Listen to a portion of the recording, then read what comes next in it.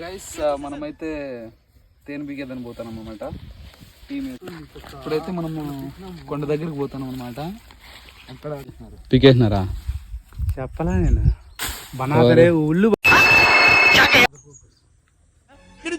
తేనె తేనె మాత్రం చూసినాము.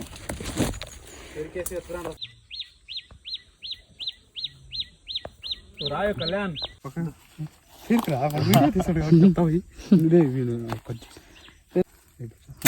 మచ్చా నేను పెరగతాను మచ్చా నేను వెళ్ళరా క్లీన్ చేసుకుంటాను అన్నమాట. స్పాట్ కి మచ్చా కోసం పాట గుండె నిండా గుడి గంటలు తొందర గొంతు.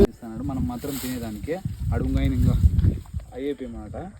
చూడండి మనకి ఒక ఈగ అయితే లేస్తుంది అనమాట.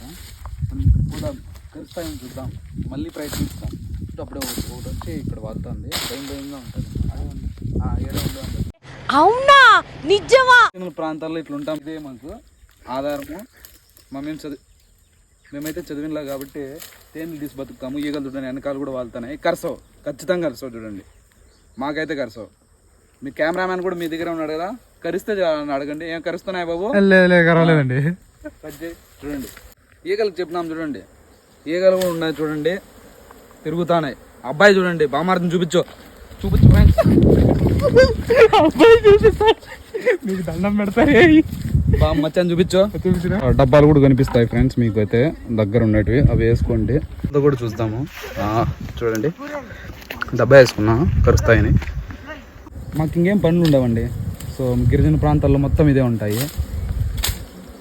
ఎంత తప్ప ఇవి ఏం ఖర్చులు రావు, మనమే భయపడతాం. చూడండి అయిపోయిందన్నాడు, మచ్చా హింట్ ఇచ్చేసినాడు అనమాట అయిపోయిందని. సో నేను పోయి తీసుకొస్తాను. మొత్తం పీకేసాను అనమాట. అనిపిస్తుంది కరుస్తాయని, కానీ కరసమంటే నేను డైరెక్ట్ పోయాను. చూడండి నాకు కరిచినాయా తీసేసాడు.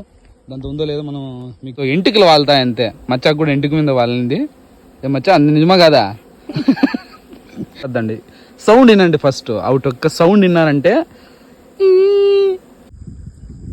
మేమైతే సిద్ధం అయిపోయినాము తినేదానికి. మచ్చా కొంచెం వేస్తాం.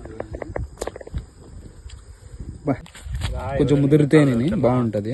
ఇదే బాగుండేది. చిన్న నోటికల్ ఎత్తారు అట్లా ఎత్తేటప్పుడు.